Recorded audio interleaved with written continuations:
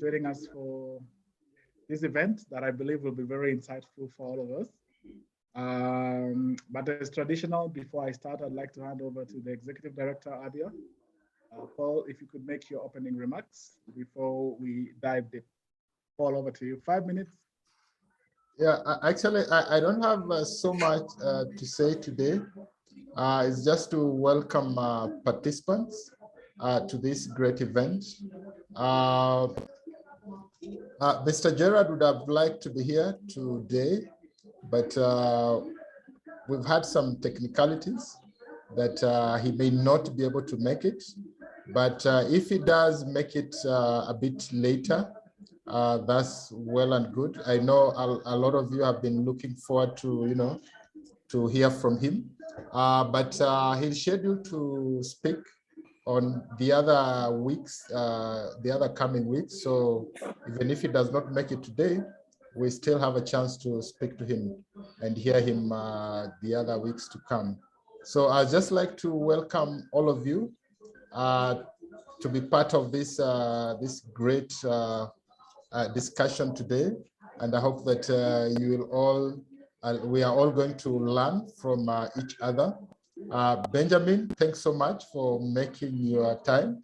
I know you have a very crazy schedule, and we are really honored to have you, and especially being one of our own who are making waves, not just in Africa but also globally. We really appreciate your coming. So, Dr. over to you. Thank you. Yeah, thank you, Paul. And before I start off, Paul, maybe you can say one or two things about Abia. I'm not sure everybody who is on. Sorry. Sorry. So So Abia is basically Africa Blockchain Youth Ambassadors. Is an initiative that is about empowering young people with information about and also in terms of skill set about blockchain, Web3, and cryptocurrency. And the reason why we embarked on this very noble cause is that we realized that there are a lot of challenges in terms of misinformation. There are a lot of people who would have wanted to get into this, into this space, but unfortunately, a lot of them have been scammed. And we believe that blockchain technology has a lot of potential to have real impacts in this continent. But the only way to ensure that this technology becomes mainstream is to to educate people, the masses, so that they know what this technology is all about, what it is not.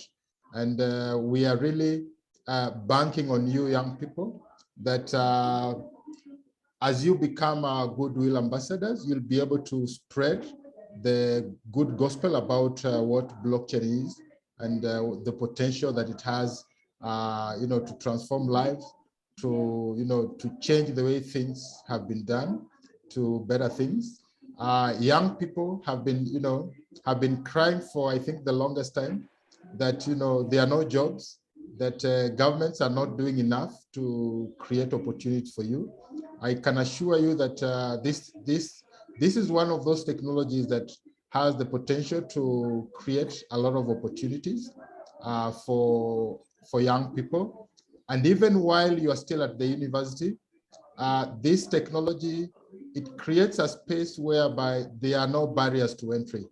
As long as you have your laptop, as long as you have access to internet, even with your phone, you can start doing stuff within the NFT, within the crypto, and so many other opportunities. So for this initiative, we are targeting students who are both technical and non-technical. So even if you are doing music, you are doing business, you are doing finance, you are doing medicine, whichever course you are doing, blockchain is a space that can actually, is open for everyone. Thank you. Thank you very much. Ladies and gentlemen, that is Mr. Paul Makolaka, the Executive Director of Abia. Now, time for us to dive deeper into the conversation of the day. As you're all aware, we are dissecting the subject of blockchain technology and smart contracts. I want to welcome everybody who is joined us today. Hopefully at the end of an hour from now, you'll all have gotten value for your time. By way of introduction, my name's Dr. Julian Rowell. I am the Director of Strategy and Quality Assurance at ABIA. I consider myself a scholar practitioner. Studied in University of Liverpool and Oxford Brookes University in the UK. I also like conversation, so I regard myself as a conversational intellectual and a big enthusiast of blockchain. I'm also the founder and the CEO of a consulting firm by the name Management and Business Consulting Firm known as Shajules. As we progress with this conversation, I am sure you'll have very critical questions that you'd like to pose to our guest today, Benjamin Arunda. Kindly post them and we will take the time allowing, to put those questions through to him. I want to very quickly introduce our guest. As you've been told, one of them may make it late and probably may not make it. The beauty or the joy we have is that we still have other sessions coming up here at Dasher. So his absence today should not dampen anybody's spirit. But we have one of our own who has done extremely well in this field by the name Benjamin Arunda, right here in Nairobi. And by way of description, Benjamin Arunda is the founder and lead blockchain consultant at Chain Adverts.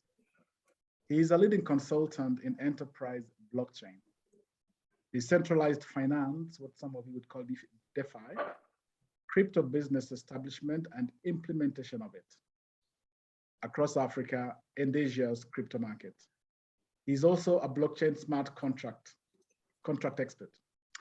He has vast knowledge in Binance, Smart Chain, and BEP20 tokens. Ethereum, some of these can be very complicated, ERC20 tokens, Polkadot, and other chains.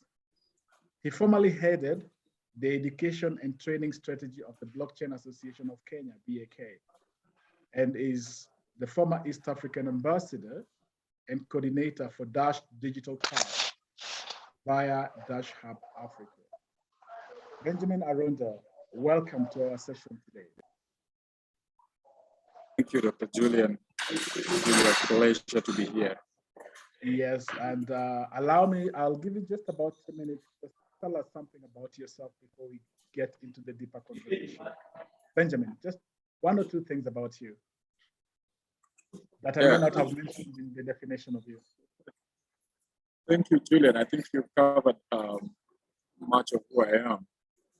But perhaps just to add something, is that I am a young man like most of you, a youth in Africa, Kenya, who have a background not in technology, but a background in become finance. And after looking for an opportunity for several years after my graduation in 2014, the lack of employment drove me to look for opportunities and to look for emerging areas where I could do something to get an income. And in 2017, I decided to delve to change my career to blockchain. So after doing my Become Finance, then did SCCA. Because of the lack of job, look for opportunities. I mean, you know the job market we are in. You need some years of experience. So I decided to really explore this industry. And besides, much more than just lack of a job, what made me so much interested in this industry is I read a blog written by SCCA in 2017, a blog that was talking about how blockchain is going to disrupt accounting and auditing. I've always wanted to work with the big 4 audit firms. So I was wondering, this is a technology that is disrupting my industry before I can even start building my career. So I got interested, read several reports from Ernst & Young, Deloitte, and the big 4. And I realized that really this is a big technology. Then I said, you know what? Instead of me building my career in accounting, which I don't even have a single year of experience, let me start a new career in blockchain that they are talking about is going to disrupt accounting. And perhaps one day I will train or engage myself with the big four in blockchain. Yeah, so long story short, that's how I joined this industry. About 5 years of experience actively working in this industry. And beyond that, I am a student of law at the University of Nairobi, second year with focus on blockchain, fintech, and tax law. Okay. In a hindsight, do you feel like you made the right decision, Benjamin? If the answer is yes, why?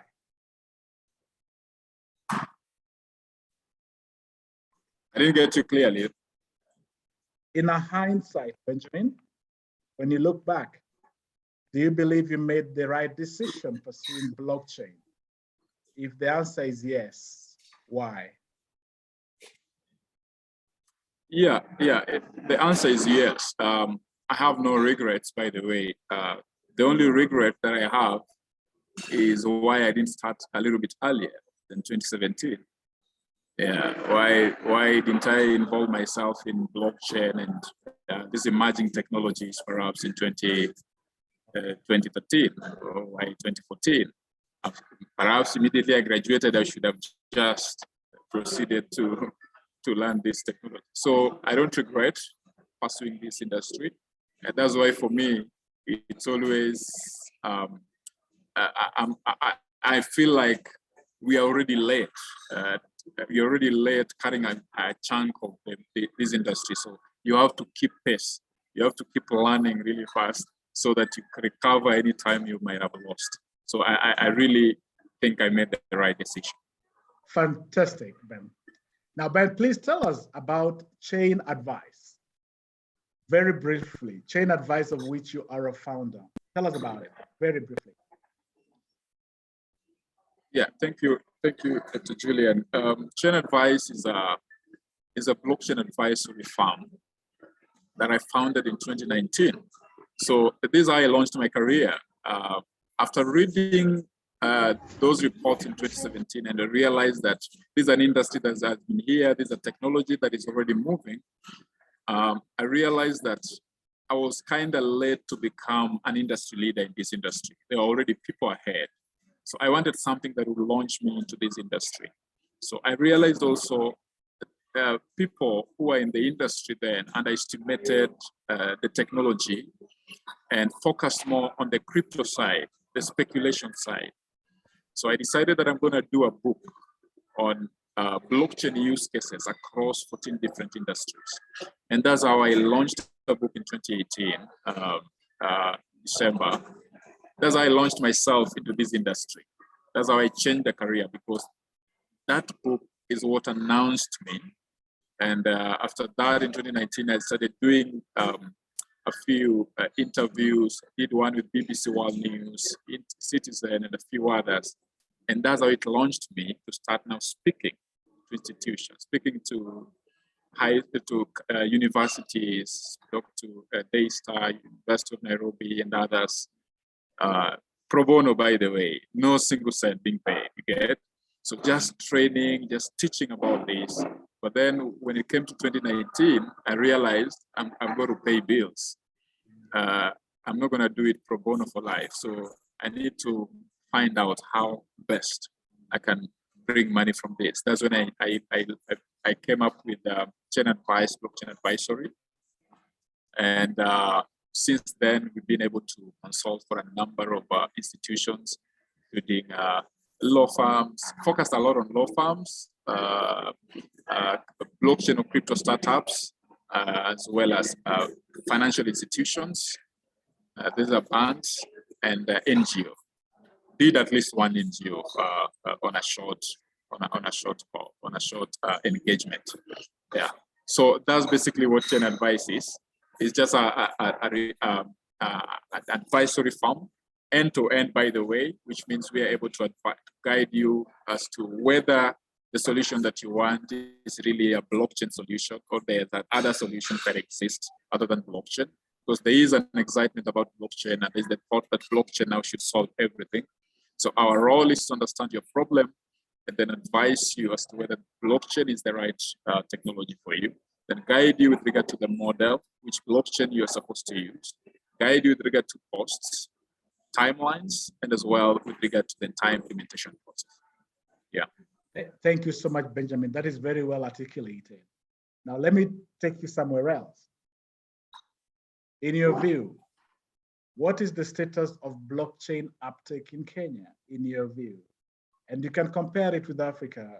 It's entirely up to you how you want to respond to that. But what is the status of the blockchain? Yeah, the status of blockchain uptake in Kenya, I think we really lead most of Africa. We perhaps can only be compared to countries like Nigeria, Ghana, and South Africa with regard to uptake. Now, these are credible institutions that I'm about to mention that release some of these studies. And a study by the United Nations, released I think a few weeks ago, stated that there are about, if I'm not wrong, about 4 million Kenyans that have transacted, in cryptocurrencies. I do not know the criteria that they used, but on average, that is likely true, because if you look at a previous study by, I think, Chain Analysis, about the rate of uptake of P2P, or rather peer-to-peer crypto exchanges in Kenya, Kenya was leading Africa with regard to the number of P2P crypto transactions, and actually in top 5 with regard to P2P crypto transactions globally, if I'm not wrong. And that really is significant, because blockchain uptake, there's need for understanding of wallets. And if somebody can be able to transact in cryptocurrencies, that demonstrates an understanding in wallets. And which means this person understands how to interact with the blockchain. That is significant. With regard to enterprise blockchain, I would say that the uptake has not been really so huge at the moment. And what I would think is the reason is perhaps because of several reasons, including regulatory environment, including the fact that the uptake of blockchain in Kenya, or the way the market received this technology, was first as a cryptocurrency. So what went ahead of the technology, far ahead, was cryptocurrency and speculation. Not that cryptocurrency is bad, but it is what masked the underlying technology. So early in 2018, as I engaged different corporate executives, I realized that they were shying off the underlying blockchain technology, which has the potential to maybe be implemented for different solutions in their enterprises outside cryptocurrency, but they were shying away because for them, blockchain and cryptocurrency and Bitcoin was one thing. But because of the scams, because of the bad reputation of cryptocurrency and cryptocurrency scams, they were shying away. So is what I have called in a book that I'm about to finish and that we are reviewing. I've called it the crypto poison. The crypto poison is the over-evangelization of cryptocurrency in the early days, so much that corporate executives and governments have been firefighting instead of really forming policies that can help in implementing blockchain. So they have been fighting the industry, thinking that they're only focusing on consumer protection. But by and large, this has affected overall adoption, because if the government does not stamp an industry, there are certain corporates that would not even invest in it. There are certain corporations that would not invest a single cent until the government says and approves of it. So while there have been reports like the one by the demo team, by the Blockchain and Artificial Intelligence Task Force, that recommended a number of use cases of blockchain, including in land, by implementing a blockchain-based land registry, including in elections, including distribution of affordable housing. Despite that report, we realized that there's nothing that has been done by the government really after that report, which was released around 2020. And this is because, partly because the market needed to mature with regard to an understanding of the technology and the benefits of the technology, and also other technologies that would help the implementation of blockchain.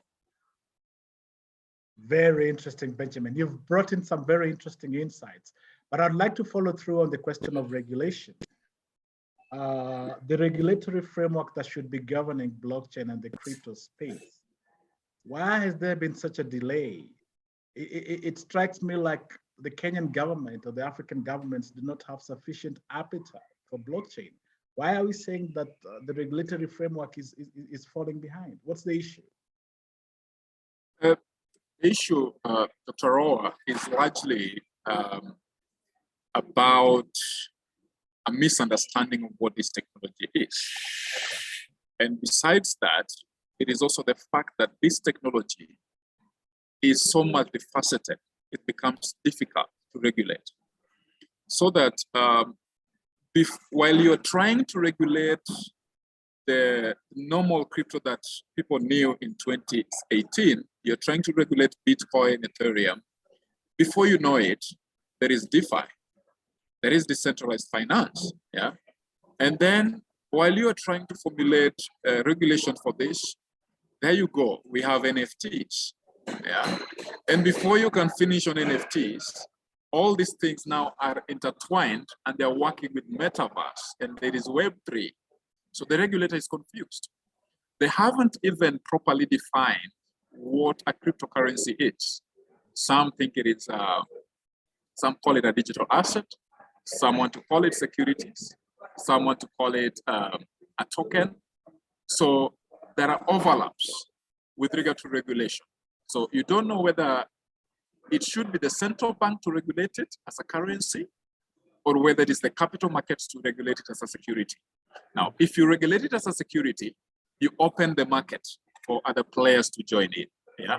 So governments have really been slow, and an approach that I have referred to as a wait and see approach, where governments are looking to see who is going to take the bullet first, who is going to form regulatory frameworks first, so that they can study first and avoid certain mistakes. And that's what we see, for instance, with the central bank digital currency. While this is a conversation that has been going for several years, for several months, if not years, I think actively about 3 years, there has been a discussion around central bank digital currencies. Yeah. The Central Bank of Kenya did not take so much this seriously, or rather they shied off the conversation until 2019, when Dr. Njoroge came from the World Economic Forum meeting, when he tweeted something that really was bullish towards an implementation of central bank digital currency. But it was only until Nigeria implemented theirs last year in October that this year in March, the Central Bank of Kenya released a discussion paper on the central bank digital currency, showing a commitment towards an adoption. So governments are largely using a wait and see. We want to see what other governments are trying, because there are no clear frameworks. The industries, the technologies are really intertwined. AI intertwining even blockchain to some extent. So it becomes difficult to provide a single regulation that would match blockchain, Web3, DeFi, NFTs, metaverse. It becomes difficult for them. Yeah. Brilliant and very, very interesting. I'd just like to ask Paul to quickly throw it a thought in this one, because this is a very interesting angle to the conversation. Paul, what would be your contribution to what Benjamin has just said? I agree. I totally agree with Benjamin that, you know, in terms of the regulatory front, it has been very challenging, especially for regulators. But for me, I am not surprised because if you look at it from a historical perspective, with the different technologies that have evolved, you know, is that regulator has always played catch up. Yeah. And for me, I think this role of regulation, I think the players themselves have a bigger role to play than, you know, the regulator himself, so that they have to organize themselves and then bring a regulator on the table and then have a discussion. For me, that would be the best way, because if we wait for a regulator, you know, to stay ahead of the game, they'll never do that, because they've always been very, very conservative. And, you know, it's just like, for example, putting new wine in an old wineskin. And so that is where now we've always had a problem whereby the regulators, they want to look at this new technology, this new type of assets in the old framework, which cannot work. And that is why even to date, we still have different regulators from different places calling the same thing with different definitions. So that means that even in terms of standardization, we still have a challenge, because there are no standards. You know, people calling the same thing with so many other different names is because of that. So I think we really need to have, you know, very innovative ways of coming up with a new regulation. And I think the people that will spearhead this are the people themselves from within the industry. And I must say that with what is happening with groups like, you know, Government Blockchain Association, I think we are headed in the right direction, because I've been seeing a lot of things happening within the industry that, you know, they are actually starting off these conversations and then bringing in the private sector, bringing in the, you know, the government agency, bringing in the regulators to have a conversation. And I think that's a very, very good way going forward. Thank you. A very Dr. good addition, Paul, and thank you very much. So Benjamin, I'm still sticking with you. Blockchains will disrupt organization, traditional organizations the way we know them. To what extent do you think blockchains will disrupt traditional organizations? That's first part of my questions. And then very quickly tell us about DAO. Over to you, Benjamin. To what extent will blockchain disrupt traditional organizations? And what is DAO?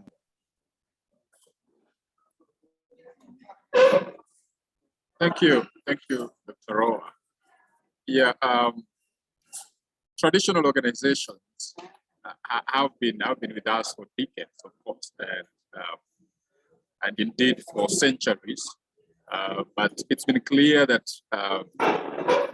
all organizations are transmogrified over the different generations. Yeah, there is no organization that can say that we did not transmute when technologies changed. Yeah, there was the internet generation. We saw a number of changes to organizations, and those who resisted change were phased out because technology had come.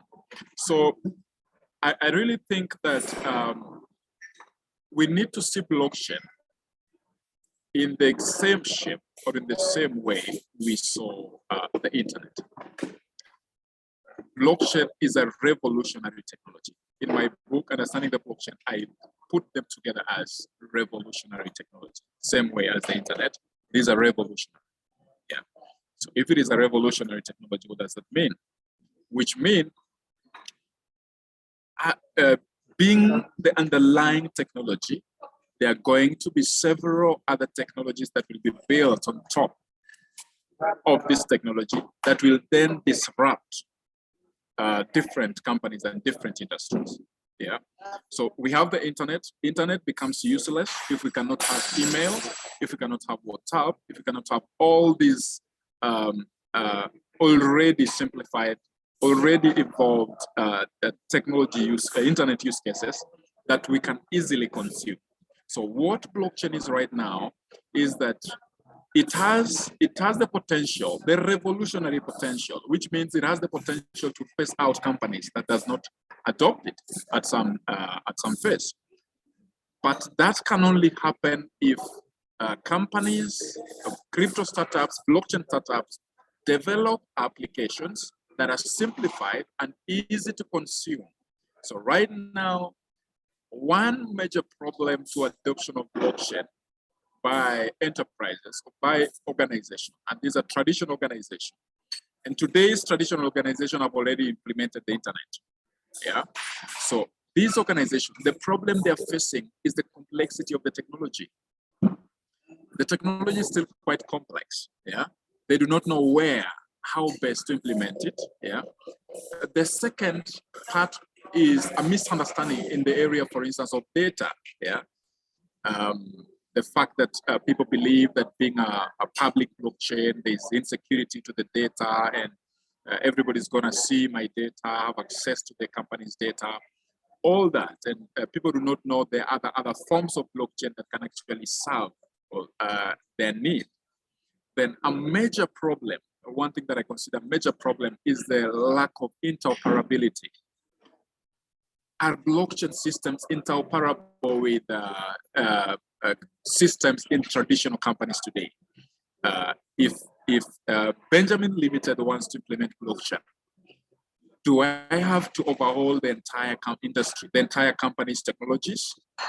Or I can implement blockchain in a way that it's interoperable, so that I just implement it in my existing technology without having to remove the entire technology.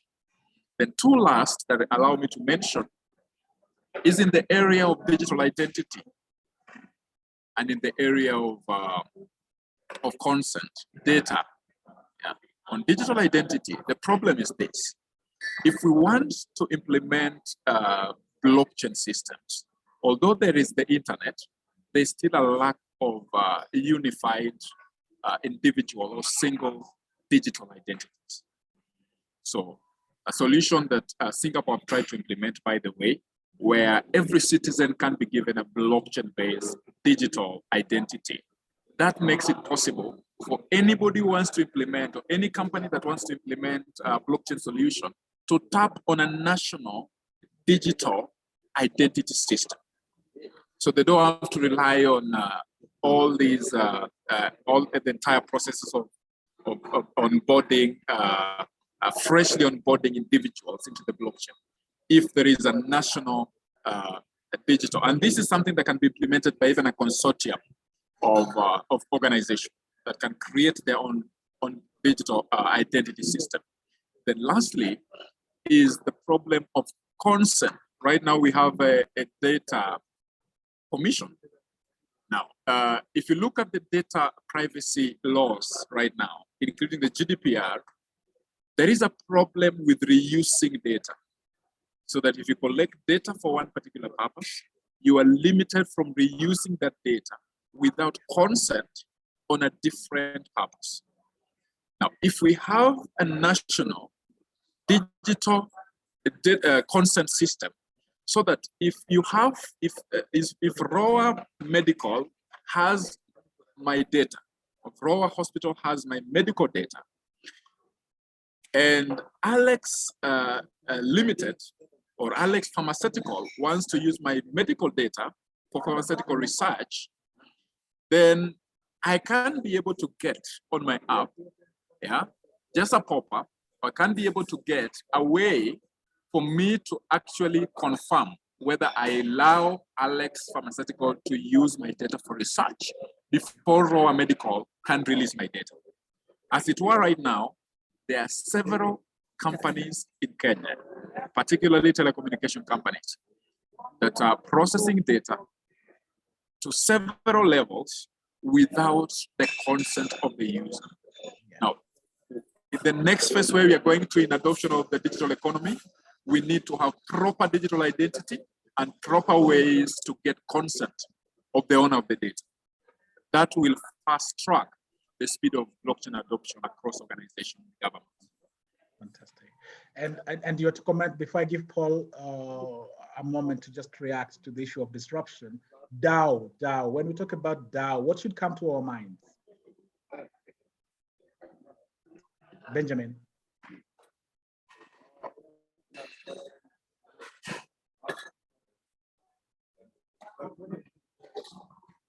Benjamin, you had me? Did you throw me a question? Yeah, when we talk about DAO, what should come to our minds? Oh, I get it. Yeah, a DAO is a decentralized autonomous organization. Now, what we have to realize that there are so many organizations that all of them, largely, if of course we don't count the DAOs that are living today, are centralized. So organizations are naturally centralized. Yeah. And organizations rely on humans for them to execute different roles and different transactions. Yeah. So that if I'm buying a particular item, I need somebody to execute this transaction. Now, a decentralized autonomous organization makes it possible for us to automate the entire process of an organization. Yeah, the different departments, so that if a company deals with, let me use an example of Uber, because this is a quote that was stated by Vitalik Buterin, the founder of Ethereum, or the co-founder of Ethereum, say that while I can't remember, I'm just going to paraphrase this statement. It talks about where blockchain actually automates. Blockchain actually automates the process of the relationship between the Uber driver and the Uber customer, rather than the relationship between the Uber company. So what it tries to explain is, Uber as we know it today, when you order a cab, there is a chunk that the driver pays to the Uber company. Yeah. So the Uber company is the centralized institution that controls the entire system. But what about if we can remove the Uber company and decentralize the platform, so that customers are relating with the drivers without a centralized institution, so that there are reward and punishment mechanisms within the system. There are data management mechanisms, there are decision or consensus algorithms within the system, so that this DAO is able to make decisions on which customer to pick, where to drop them, is able to make decisions on such things. Yeah. And transactions can be done with regard to payment, wallet to wallet. So the customer can pay crypto to the wallet of the driver. And this has no relationship with the company. So we have eliminated the company. So DAOs will be implemented into companies, traditional companies, to limit or to reduce labor costs in particular, and also to reduce errors. Yeah, because errors when human performed roles sometimes have a lot of errors. Human is to err. So if we can automate most of the transactions, we reduce the rate of errors that can occur in this. And there are several other benefits of DAOs. That was very brilliantly put, Benjamin. It has actually expanded my knowledge into that concept. Paul, a quick reaction to the disruption of traditional organizations, then we move on to the next question. And those of you who may have questions to ask, please post them online so that I can pick them up with Benjamin. Paul, quick reaction to disruption of traditional organizations. Yeah, thank you, Dr. Rowa. Now, just to add into what already Benjamin has said is that, blockchain as a technology is here to stay. And we've seen from history, history is there to teach us about, what is possible. And if you look at it historically, like in 1990, if you look at the top 20 global companies, now, of course, most of these companies were, you know, brick and mortar companies. Most of these companies were, you know, most of them were banks, they were retails, they were petroleum companies. But if you do the same search today of top 20 global companies today, in the year 2022, you'll be shocked that like more than 30% or about 40% of those companies are actually technology companies. And those companies that did not take technology seriously, actually some of them were replaced. You know, we all know what Amazon did to traditional bookstores. We all know what, you know, what Microsoft did to, you know, has had an impact in some of, you know, the way we do business today. So that should just tell you that, you know, if we don't take this emerging technology seriously, then we will be judged harshly as organizations by history. Thank you. Thank you, Paul. That's very, very well put. Thank you so much. Benjamin, we are coming close. We just have under 10 minutes to discuss the next two sets of questions that I'll humbly direct at you. So Ben, this is my next question. Crypto has come under heavy scrutiny recently, especially with the crash. How should traders in crypto protect themselves? Crypto has come under intense scrutiny. There's been a crash. Yeah. People have lost money. Yeah. As a trader or an investor dealing in crypto, how should I defend myself or how should I protect myself? Yeah, it's really true. Crypto has really come under really stiff and rigorous scrutiny of late because of the losses that people have made in the crypto industry. And people are actually scampering. I mean, people are running away from crypto as opposed to running towards crypto today. So very few are purchasing crypto. And this has been the norm during bear markets.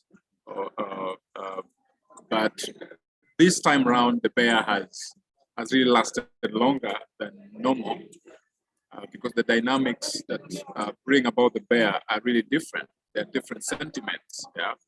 The geopolitical sentiments, there are regulatory sentiments, yeah, and a number of other things, yeah. So, for instance, it's been common of late. It has the same reasons, largely, that have affected the crypto industry, have also affected the traditional security markets, stock markets. Yeah, I mean, there is a huge capital outflow from the Nairobi Securities Exchange. Yeah, if you check out the data this last few months, you realize there have been a huge capital outflow. Same to the New York Securities Exchange, especially on a number of stocks, largely, particularly some technology stocks. So, one, I think major investors have been running towards safer, low-risk investment options like 10-year US 10-year bonds, treasury bonds, and even in Kenya, that's why you see that there have been some high subscriptions to treasury, 91 treasury bills and the treasury bonds. So, how can a trader really maneuver through these markets? Let me use this term FOMO. Yeah, the fear of missing out. Yeah. Most buyers are buying because of the fear of missing out. They're not buying because they understand a digital asset or a cryptocurrency. They are buying because Benjamin bought Bitcoin, so I have to buy it. That should be the reason why you're buying. If you are a day trader, you should really learn, have your targets on your fingertips. Don't race with the market. If you have your targets of a number of pips per day, achieve that pips.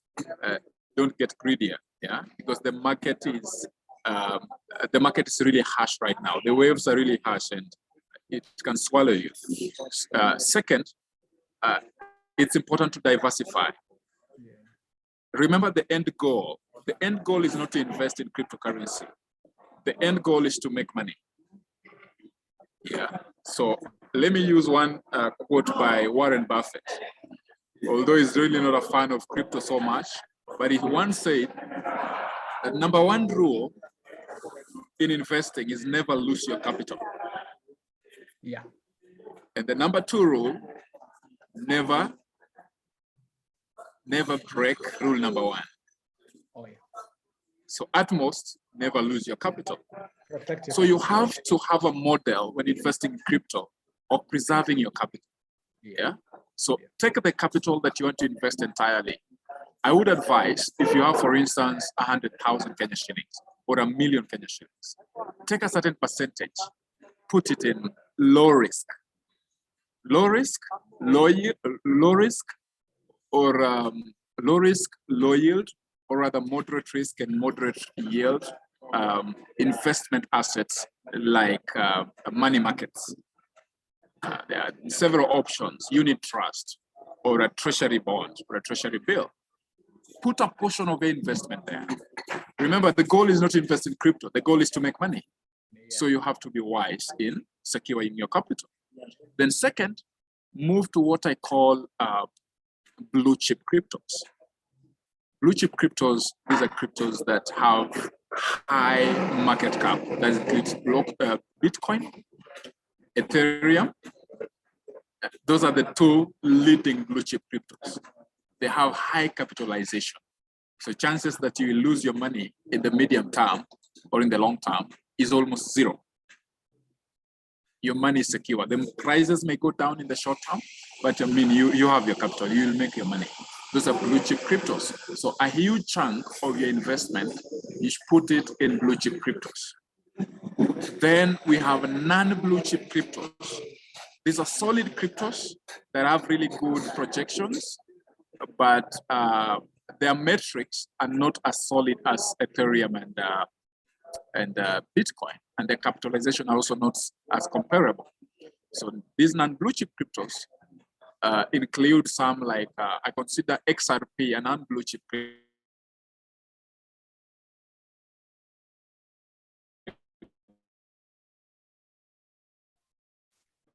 Hello, have we lost you, Ben?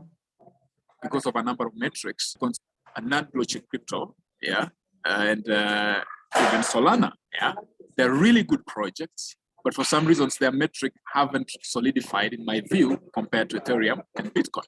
So what I would do, a certain percentage I put to, also substantial percentage I put to non-blue chip cryptos. Then thirdly, lastly, is upcoming cryptos. These are really highly speculative cryptos. They can make you a millionaire overnight, but they can make you a pauper also overnight. They include Shiba Inu, some of the meme coins. Yeah, if you do your analysis well, you enter the market the right time, you can make really good money, but they can make you a pauper overnight also. So you can leave a few dollars to also gamble with then the upcoming cryptos. That includes some of these meme coins, and there are others that are not meme coins, but are really good cryptos as well with low capitalization. So you can't afford to just invest in crypto blindly. You must understand what you're investing into, look into what the project is doing, look at the people who are running this project. If it's solid in your view, if it is solid in your view, then that is when you should invest. Don't invest because Benjamin is investing, unless Benjamin is giving you professional advice. Fantastic. You've put it very well. Now, Paul, thank you so much, Benjamin, for that. That has been a very, very disturbing question for most of us. So, Paul, there's a question on IRS. You can pose it to Benjamin.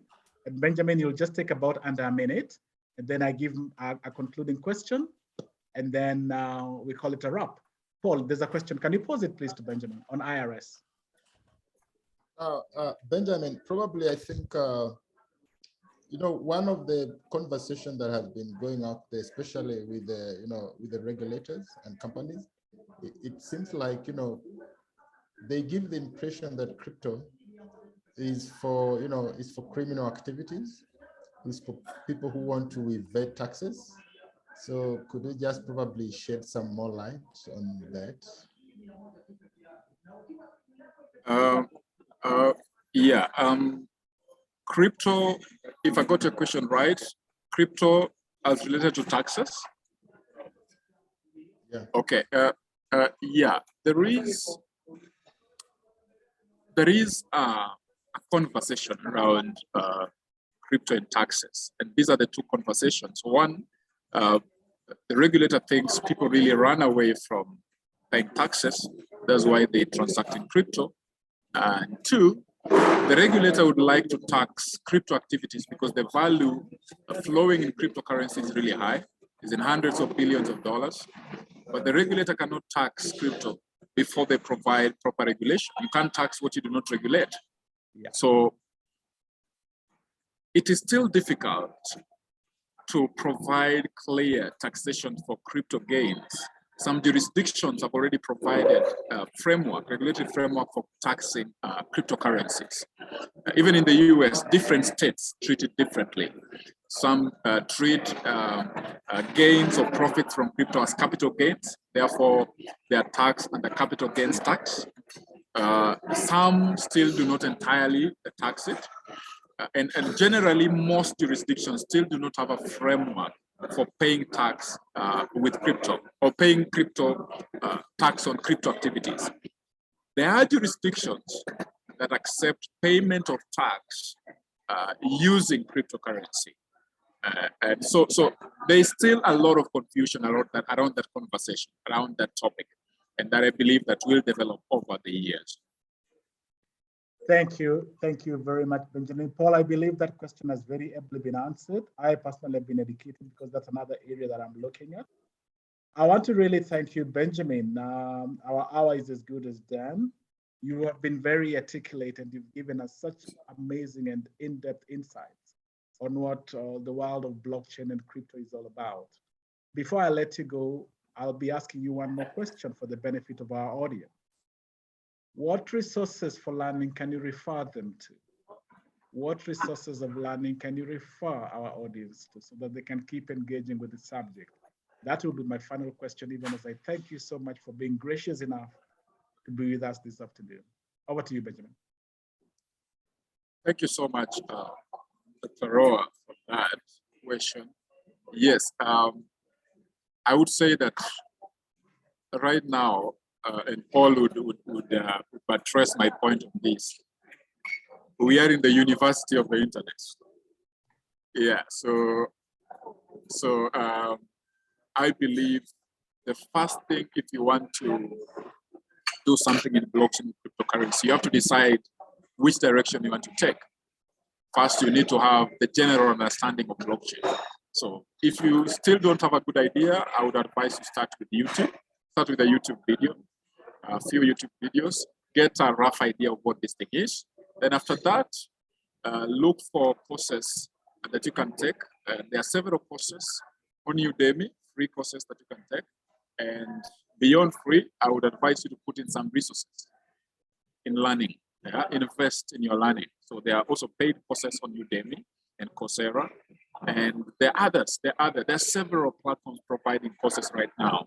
Yeah, so you can take a course online, Udemy, Coursera, and there's EDX. They also provide courses on blockchain.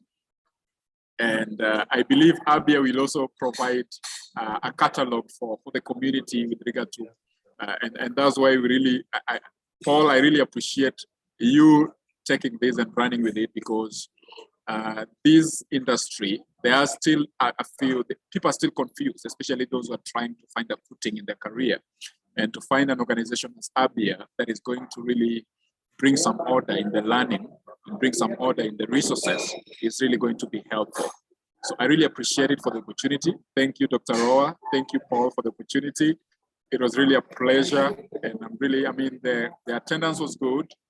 This shows a really bright future for Abia. And looking forward to taking part in future sessions as well. Thank you. Asante sana, Benjamin. And Edie, if you have anything else to say, mine is just to say thank you, Benjamin, again, and we'll be looking at forward to doing more learning from you in the future. Thank you very much. Paul, if you have any remark to make, the final one, before we say goodbye, because our hour is over. Our hour is over. Mine is just to appreciate everyone who made it today. And I hope that you learned something. I learned a lot myself. I believe in continuous learning. So see you next time, guys. Enjoy your evening. And asanteni sana. Asante sana. Again to you, Benjamin. God bless you and thank you. Thank you. Okay, bye-bye. Bye, Paul. Bye, everyone.